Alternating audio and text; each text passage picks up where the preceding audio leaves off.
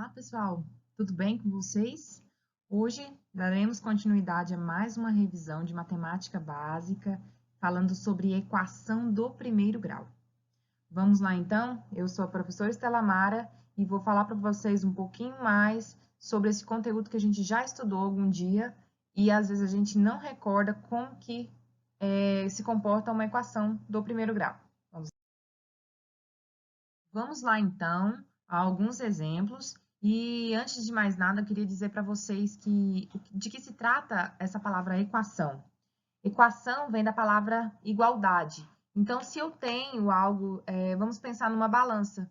Se eu tenho algo desse lado da minha balança, eu tenho que pensar o que vai igualar isso aqui para mim conseguir achar um valor desconhecido.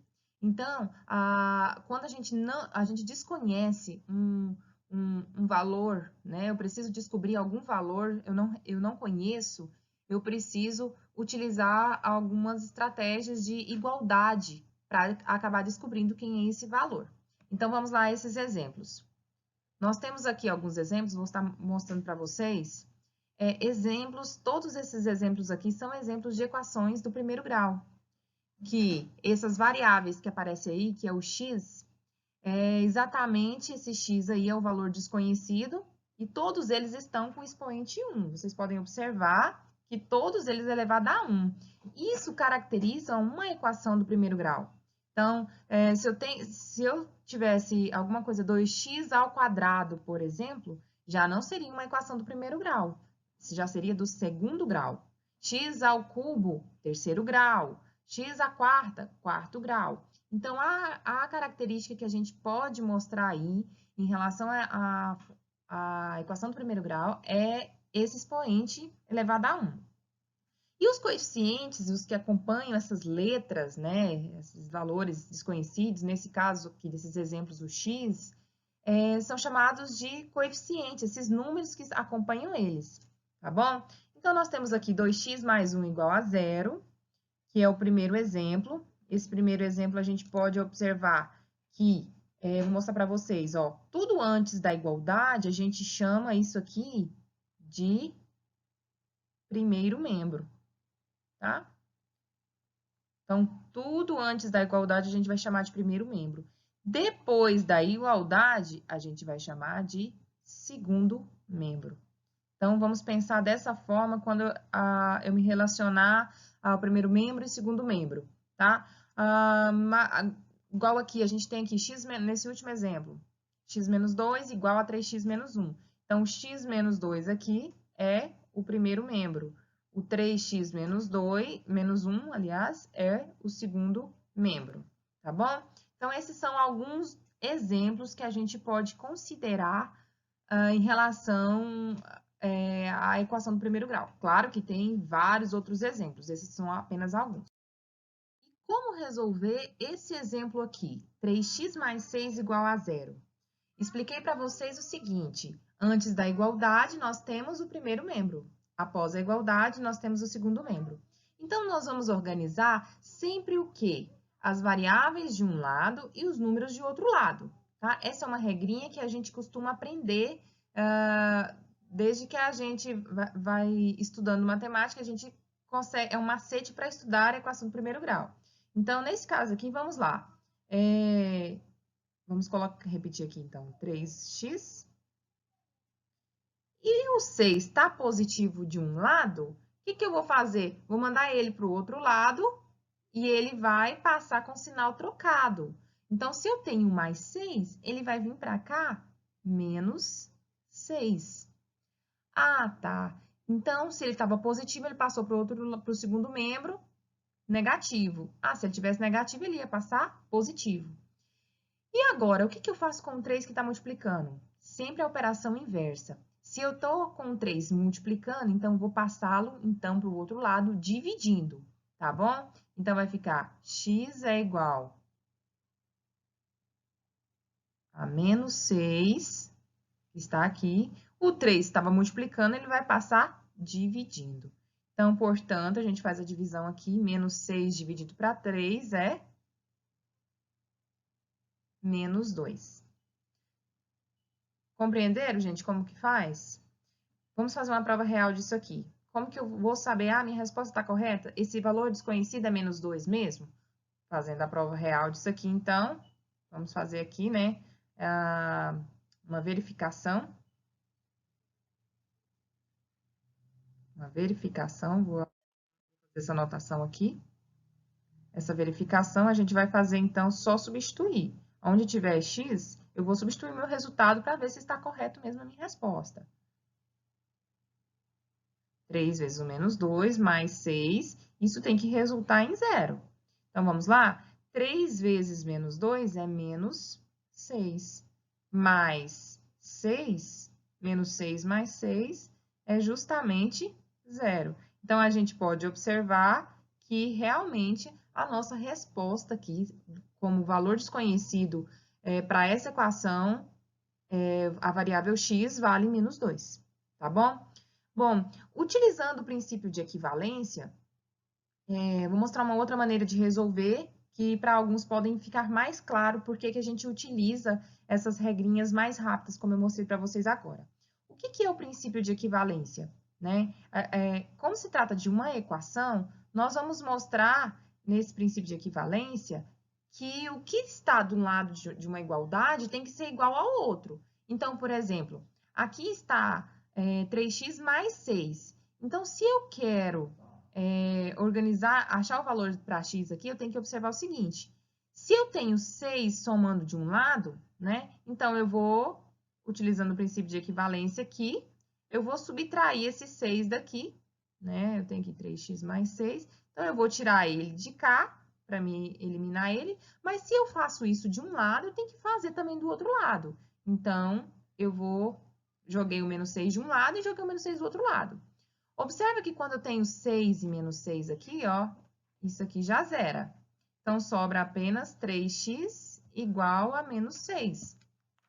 Agora, utilizando o princípio de equivalência, da mesma forma, esse 3 está multiplicando. Como eu faço para mim conseguir tirar esse 3 daqui? Ele está multiplicando, então eu tenho que passar dividindo. Mas se eu faço isso de um lado, eu também tenho que fazer do outro lado. Então, tá vendo? Esse chama-se princípio de equivalência, onde eu vou equilibrar, né? Vou fazer que tudo que acontece no primeiro membro de uma equação vai acontecer no segundo membro da equação. E aqui a gente pode notar, esse 3 e 3 aqui cancela, portanto, a gente tem x menos 6 dividido para 3 é o menos 2. Tá vendo o que acontece? As mesmas respostas. São maneiras da gente conseguir compreender que o que eu fiz no primeiro caso é a mesma coisa que eu fiz aqui, tá bom? Pelo princípio de equivalência. Então, só para vocês entenderem mesmo que o que a gente faz em equação é justamente esse princípio de equivalência. Tá certo, gente? Vamos lá para o próximo exemplo. Nesse próximo exemplo aqui, eu tenho 3x mais 2 igual a x mais 1. Então, o nosso primeiro membro é 3x mais 2 igual a x mais 1, que é a parte do segundo membro, x mais 1. Então, vamos lá. Vamos colocar as nossas variáveis, tudo para o primeiro membro, e os nossos números, as nossas constantes, a gente vai jogar para o segundo membro. Então, vai ficar assim, 3x, utilizando aquele princípio de equivalência, sempre está positivo, o x estava lá no segundo membro. Vem para cá, então, o quê? Ele vem para cá, estava mais x, vem para cá, menos x. O 1 já estava aqui no segundo membro. Quem vai deslocar vai ser o 2, que estava lá no primeiro membro, e ele vai vir, então, né? Vai vir aqui para o segundo membro. Mais 2, vem para cá, menos 2. Então, agora a gente faz o nosso cálculo aqui de primeiro membro e segundo membro. 3x menos 1x, nós temos 2x. 1 menos 2, menos 1. E agora, o 2 está multiplicando, vai passar então o quê? Dividindo. Então, x é igual a menos 1 sobre 2. Eu indico que vocês sempre façam aí a verificação. Faça a verificação se realmente está correto o seu resultado, tá? Então, achou o valor do x, vai lá e faz a verificação. Onde tem x na equação, substitui. tá? Vamos colocar aqui verificação, para testar se o resultado está correto. Então, vai ficar 3 vezes menos meio, mais 2, igual a menos meio, mais 1.